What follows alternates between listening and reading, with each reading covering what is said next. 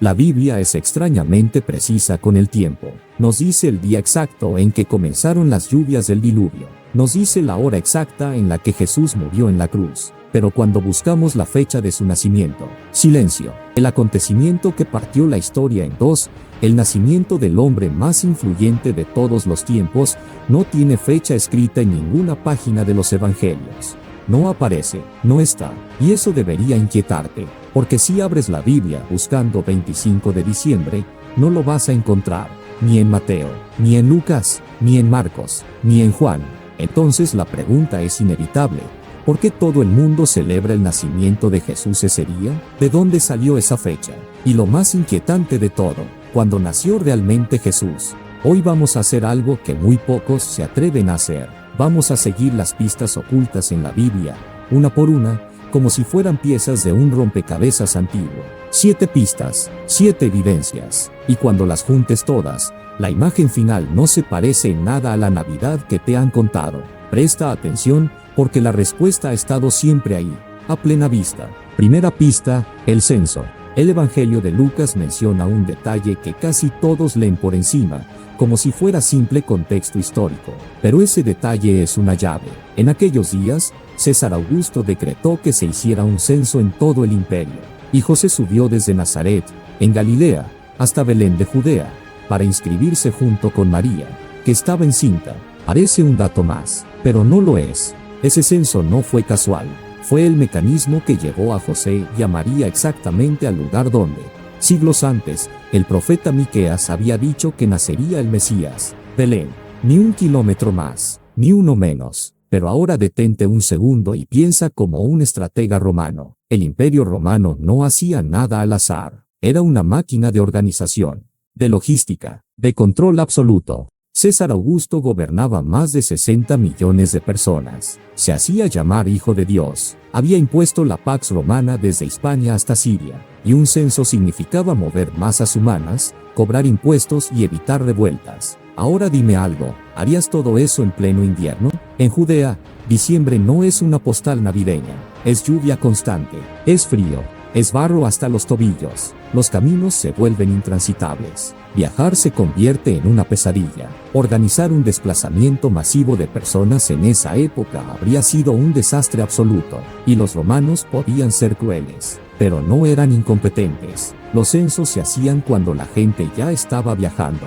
Primavera u otoño, clima estable, caminos secos, orden. Y hay algo más. Nazaret y Belén no estaban a la vuelta de la esquina. Los separaban unos 130 kilómetros. Hoy es un par de horas en coche. En aquella época, era una travesía de entre 7 y 10 días caminando. Ahora visualiza esto. Una mujer embarazada de 9 meses, caminando durante una semana, durmiendo al aire libre, con frío nocturno que podía rozar los 0 grados. No es incómodo, es mortal. Es prácticamente imposible que María hubiera sobrevivido a ese viaje en pleno invierno. Simplemente no encaja, ni biológicamente, ni logísticamente, ni históricamente. Primera conclusión, Jesús no nació en invierno. Pero esto es solo el comienzo, porque esa misma noche ocurrió algo aún más revelador. Segunda pista, los pastores. Lucas añade un detalle que casi siempre se romantiza, pero rara vez se analiza. Había pastores en la región que pasaban la noche en el campo, cuidando sus rebaños. Detente ahí. No estaban en un establo, no estaban resguardados, estaban al aire libre, de noche. Belén está a unos 775 metros sobre el nivel del mar, en zona montañosa. En diciembre, las noches son frías, húmedas y a menudo lluviosas. Ningún pastor sensato dejaría a sus ovejas expuestas en esas condiciones. En invierno, los rebaños se guardaban en cuevas o refugios. Era una cuestión de supervivencia. Pero Lucas va aún más lejos. En el texto original griego se usa una expresión que significa hacer turnos de vigilancia. Eso implica organización, rutina, vida al aire libre prolongada. Historiadores judíos confirman que ese tipo de pastoreo solo se daba en épocas templadas, primavera, verano o comienzos del otoño. Así que la imagen clásica de una noche helada de diciembre empieza a desmoronarse. Y hay un detalle más, uno profundamente simbólico. Esos pastores cuidaban rebaños a pocos kilómetros del templo de Jerusalén. Probablemente, sus corderos eran destinados a los sacrificios. Los primeros en recibir el anuncio del nacimiento del Mesías no fueron sacerdotes, ni reyes, ni estudiosos. Fueron los marginados, los considerados impuros, los mismos que criaban a los corderos. Escucharon que había nacido el Cordero de Dios. Nada en este relato es casual. Pero si esto ya es inquietante, lo que viene ahora cambia completamente el panorama. Porque el cielo mismo dejó una señal, y esa señal desató una paranoia que terminaría en sangre. La tercera pista estaba escrita en las estrellas, y es aquí donde la historia empieza a volverse peligrosa. Y eso, lo veremos en la parte 2. La señal apareció en el cielo, y alguien la entendió, mientras en Belén todo parecía insignificante. Una pareja agotada, un niño envuelto en telas, pastores anónimos en otra parte del mundo, hombres expertos en leer el lenguaje de las estrellas levantaron la mirada y supieron que algo había cambiado para siempre. Mateo los llama sabios de Oriente, pero no eran reyes, ni hechiceros de cuentos, eran magos, astrónomos, sacerdotes de Persia, hombres formados durante décadas para interpretar los movimientos celestes, convencidos de que el cielo hablaba, si sabías escuchar. Y una noche, el cielo habló, vimos su estrella en el oriente, dijeron, no una estrella cualquiera, su estrella. Aquí surge la gran pregunta, ¿qué era realmente la estrella de Belén? Durante siglos se ha discutido si fue un milagro puro o un fenómeno astronómico, pero la respuesta más inquietante es esta: pudo haber sido ambas cosas. Los cálculos modernos señalan algo sorprendente. En el año 7 antes de nuestra era ocurrió una conjunción extraordinaria entre Júpiter y Saturno. Desde la Tierra, ambos planetas parecían fusionarse en un solo punto de luz intensísima. Para nosotros serían solo planetas. Para los magos, eran mensajes. Júpiter era el planeta del rey. Saturno estaba asociado al pueblo judío. Y todo ocurrió en una constelación vinculada a Israel. El mensaje era claro para quien supiera leerlo: el rey de los judíos ha nacido. Por eso viajaron, no por curiosidad, por convicción. Cruzaron desiertos, meses de camino, quizá años, y cuando llegaron, no fueron a Belén, fueron a Jerusalén, al palacio, al lugar donde, lógicamente, debía estar un rey. ¿Dónde está el rey de los judíos que ha nacido?, preguntaron. Imagina el silencio. Herodes el Grande escuchó esas palabras y sintió miedo, porque Herodes no era rey por derecho. Roma lo había puesto allí. No descendía de David, no tenía legitimidad espiritual. Y de pronto, unos extranjeros, con autoridad celestial, decían que su reemplazo ya había nacido. Herodes sonrió por fuera, pero por dentro, temblaba. Consultó a los sacerdotes. Ellos conocían las profecías. Sabían exactamente dónde debía nacer el Mesías: Belén, a apenas unas horas de distancia. Y aún así, no fueron. Los expertos en la ley no caminaron 2 horas. Los magos caminaron 2 años. Cuando finalmente llegaron a Belén, no encontraron un pesebre. Encontraron una casa y a un niño. Jesús ya no era un recién nacido. Tenía meses, quizá más de un año. Los regalos lo confirman. Oro, para un rey. Incienso, para Dios. Mirra, para alguien destinado a morir. Ese oro no fue simbólico, fue providencial. Porque días después, José recibió un sueño urgente. Huye, ahora. Egipto no estaba en el plan. Pero Dios ya lo había financiado. Mientras tanto, en Jerusalén, la espera se convirtió en furia. Los magos no regresaron. Herodes comprendió que había sido engañado, y entonces tomó una decisión que marcó la historia con sangre. Ordenó matar a todos los niños menores de 2 años en Belén y sus alrededores. No bebés, ni recién nacidos, ni solo lactantes, menores de 2 años. Ese detalle lo cambia todo. Herodes no estaba reaccionando a un nacimiento reciente, estaba reaccionando a un cálculo. Según el tiempo que había pasado desde que apareció la estrella, Jesús podía tener hasta 2 años. Aquí aparece una pista clave. Sabemos, por fuentes históricas externas a la Biblia, que Herodes murió en el año 4 a.C.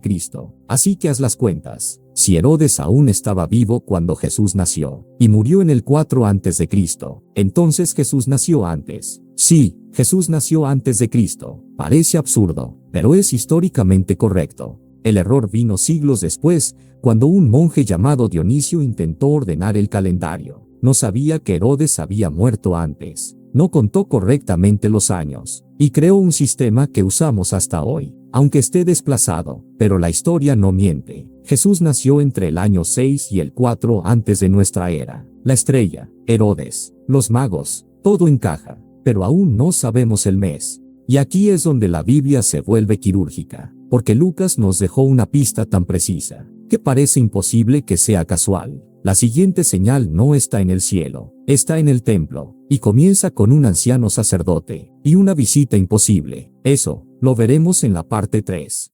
El próximo indicio no viene del cielo, viene del templo. Un hombre llamado Zacarías, sacerdote de la clase de Abías, estaba cumpliendo con su turno sagrado. El templo olía a incienso y cera, y la luz de las lámparas danzaba sobre las paredes de piedra. Entonces, una figura de luz se le apareció, era el ángel Gabriel. El mensaje fue claro y desconcertante. Su esposa Elizabeth, considerada estéril por todos, concebiría un hijo. Este hijo no sería cualquiera, prepararía el camino para el Mesías. Lo extraordinario aquí no es solo la profecía, sino el momento exacto en que ocurrió. Lucas nos da una precisión milimétrica. Cada sacerdote servía en el templo según un calendario rotativo de 24 clases, organizado desde la época del rey David. La clase de Zacarías, la octava, servía 2 veces al año. Contando desde Nisán, el primer mes del calendario judío, su turno caía aproximadamente en mayo o junio. Ese fue el instante exacto en que Elizabeth concibió a Juan el Bautista. Y aquí viene la conexión que pocos notan. 6 meses después, el mismo ángel Gabriel visitó a María en Nazaret. Esto coloca la concepción de Jesús en torno a diciembre. Ahora sumemos los 9 meses de embarazo. La cuenta nos lleva al otoño, alrededor de septiembre u octubre. La primera pieza del rompecabezas del mes encaja. Jesús no nació en medio del frío y la lluvia, sino cuando la tierra estaba templada. Los campos verdes y los pastores podían vigilar a sus rebaños bajo un cielo estrellado sin riesgo de congelarse. Pero no solo se trata de clima. La concepción de Jesús conecta directamente con la simbología de las festividades judías. Durante la fiesta de los tabernáculos, Sukkot, celebrada entre septiembre y octubre, los judíos recordaban cómo Dios habitó entre ellos en tiendas durante el desierto. El Evangelio de Juan describe que el Verbo se hizo carne y habitó entre nosotros. La palabra griega usada, eskenosen, significa literalmente acampó o montó su tabernáculo. La conexión es casi poética. Dios habitando entre su pueblo justo durante la fiesta que celebra la presencia de Dios en medio de Israel. Pero todavía hay más señales ocultas en la tierra. Los pastores, de nuevo, aparecen como testigos privilegiados. La tradición nos muestra imágenes románticas de pastores en un frío diciembre, pero en realidad, las ovejas no dormían al aire libre en invierno. Nadie sensato habría arriesgado los rebaños bajo lluvia y frío extremo.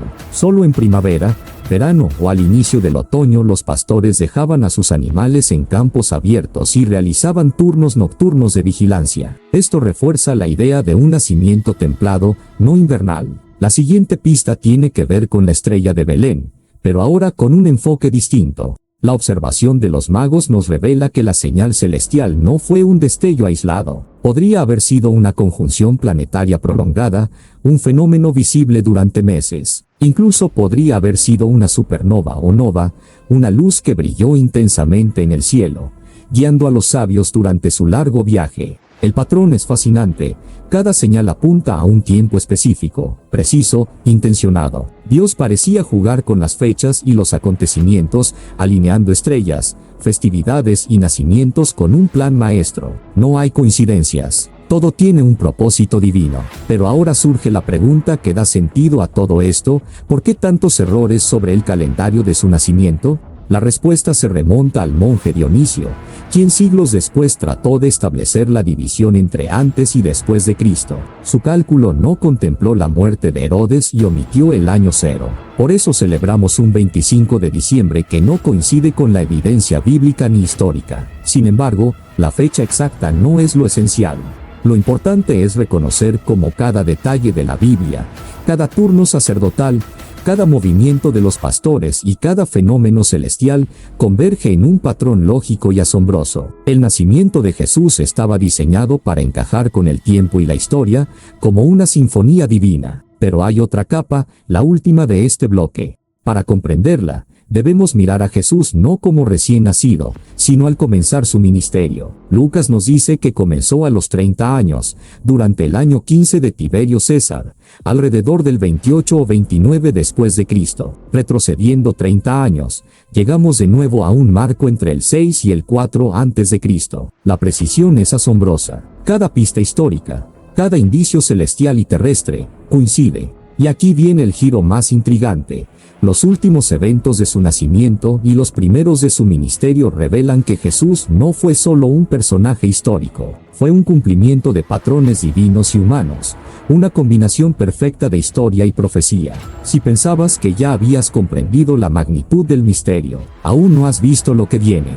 En la parte 4, descubriremos cómo todas estas señales se unen para señalar no solo el mes y año de su nacimiento, sino también su propósito y el mensaje que Dios quiso transmitir al mundo desde aquel primer día. Hasta ahora, cada pista ha ido cerrando el cerco. El año empieza a definirse. El mes ya no parece un misterio, pero aún falta entender por qué esa fecha tenía tanto sentido dentro del plan completo. Porque en la Biblia, el tiempo no es solo cronología, es significado. Y aquí entramos en una de las claves más ignoradas: las fiestas. Israel no vivía al azar, vivía siguiendo un calendario establecido por Dios. Cada fiesta era un recordatorio del pasado y una profecía del futuro. Piénsalo con calma. Jesús murió exactamente en Pascua, no un día antes, no un día después. El Cordero de Dios fue crucificado justo cuando se sacrificaban los corderos pascuales. 50 días después, en Pentecostés, descendió el Espíritu Santo, exactamente el día en que Israel celebraba la entrega de la ley. Nada fue improvisado, nada fue casual. Y aquí es donde quiero detenerme un segundo. Si este contenido te está ayudando a ver la Biblia desde una perspectiva distinta, más profunda y conectada, suscríbete ahora al canal.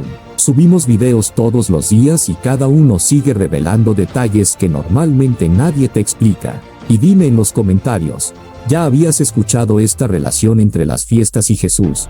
¿O es la primera vez que lo ves así? Ahora volvamos al punto clave. Si su muerte y la llegada del Espíritu siguieron el calendario divino con una precisión quirúrgica, ¿por qué su nacimiento sería la única excepción? Aquí entra la sexta pista, la fiesta de los tabernáculos. Sukkot se celebraba en otoño, entre septiembre y octubre. Era la fiesta más alegre del año. Durante una semana, el pueblo vivía en cabañas hechas de ramas para recordar los años en el desierto, cuando Dios habitó con ellos en una tienda, en un tabernáculo. No era solo memoria, era presencia, Dios con su pueblo. Ahora escucha esto con atención. El Evangelio de Juan comienza con una frase que muchos leen sin detenerse: el Verbo se hizo carne y habitó entre nosotros. Pero en el texto original, Juan no usa una palabra cualquiera para habitar. Usa un término que significa literalmente poner su tabernáculo. Juan estaba diciendo algo mucho más profundo. No solo que Dios vino al mundo, sino que Dios vino a acampar con nosotros. ¿Te das cuenta de lo que implica eso? El Mesías llegando al mundo durante la fiesta que celebra que Dios habita entre los hombres. Es una coherencia demasiado perfecta para ser ignorada. Y aún hay más. Durante Sukkot, Jerusalén se iluminaba por completo. Antorchas gigantes convertían la noche en día. Los rabinos decían que quien no había visto la luz de Sukkot, no sabía lo que era la verdadera luz. Siglos después, Jesús diría: yo soy la luz del mundo. Nada está fuera de lugar. Todo encaja. Si hasta aquí todo empieza a cobrar sentido para ti, déjalo en los comentarios. Me interesa saber si esta conexión te parece reveladora o si tienes otra interpretación. Este canal no es un monólogo, es una conversación. Pero todavía no terminamos, porque hay otra fiesta otoñal que completa el cuadro: Rosh Hashaná, el Año Nuevo Judío. El día en que se tocaban trompetas, el día que anunciaba nuevos comienzos, el día que proclamaba la realeza de Dios. El nacimiento de Jesús no fue solo un evento tierno, fue el inicio de una nueva era, un nuevo pacto, un nuevo reino. Que el Rey de Reyes naciera en el tiempo en que Israel proclamaba que Dios es Rey. No parece una coincidencia. Ahora une todas las piezas: pastores en el campo, clima templado, censos posibles, turnos sacerdotales exactos, concepción en invierno, nacimiento en otoño, fiestas que hablan de presencia, luz y realeza. Todo apunta en la misma dirección. Jesús no nació el 25 de diciembre, nació cuando la tierra estaba viva. cuando el pueblo celebraba que Dios estaba con ellos, cuando el calendario de Dios gritaba significado. Y si este tipo de contenido te hace replantearte lo que creías saber, suscríbete ahora y activa las notificaciones. Aquí subimos videos todos los días, y lo que viene en el próximo puede cambiar por completo tu forma de ver la historia bíblica. Porque ahora surge la pregunta final: si esto era tan claro, ¿por qué el mundo entero celebra otra fecha? Para entenderlo, debemos salir de Judea y entrar en el corazón del Imperio Romano. Allí, en el momento más oscuro del año, los romanos celebraban algo muy distinto: el sol. Y esa celebración cambiaría la historia para siempre. Eso nos lleva directamente a la parte 5. Para entender por qué el mundo terminó celebrando una fecha distinta, hay que abandonar por un momento Judea y entrar en Roma, porque Roma no solo conquistaba territorios, conquistaba creencias. En el corazón del imperio, el 25 de diciembre no era una fecha cualquiera, era el día del Sol Invictus, la celebración del sol que vence a la oscuridad.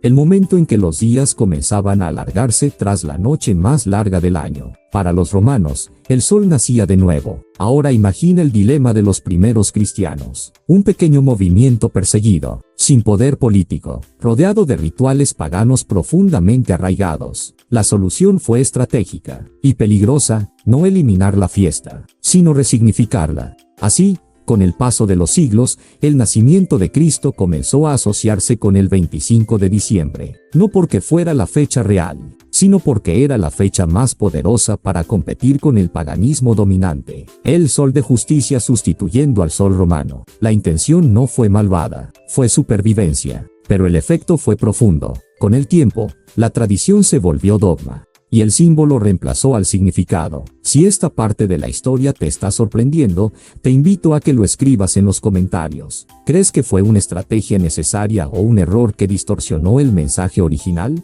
Me interesa leerte. Y si aún no lo has hecho, suscríbete al canal, porque aquí subimos contenido todos los días y cada historia conecta con la siguiente. Pero aquí viene lo verdaderamente importante: el mensaje nunca dependió de una fecha. Jesús no pidió que recordaran el día exacto de su nacimiento, pidió que recordaran quién era y por qué vino. Sin embargo, entender el contexto cambia algo dentro de nosotros, porque nos recuerda que la fe no nació en un calendario romano, sino en una historia profundamente judía, llena de símbolos, tiempos y promesas. Cuando entiendes esto, la Biblia deja de ser un libro fragmentado y se convierte en un relato coherente, milimétrico, intencional. Nada está fuera de lugar. El otoño, las fiestas, los pastores, la luz, la presencia de Dios entre los hombres. Todo hablaba del mismo mensaje. Dios no vino a imponerse, vino a habitar, a caminar, a compartir. Y quizá esa sea la reflexión final más poderosa. Mientras el mundo discutía fechas, Dios estaba hablando de cercanía. Mientras los imperios imponían celebraciones, el mensaje seguía siendo sencillo: Dios con nosotros. Emanuel, si esta serie te ayudó a ver la historia desde una nueva perspectiva, déjame un comentario. Tu opinión ayuda a que este contenido llegue a más personas que están buscando respuestas, no tradiciones vacías. Y recuerda, aquí subimos videos todos los días. Cada uno conecta con el siguiente. Cada historia abre una nueva puerta. Así que suscríbete, activa las notificaciones y sigue acompañándonos, porque la historia no termina aquí. En realidad, acaba de comenzar. Gracias por quedarte hasta el final. Nos vemos en el siguiente video.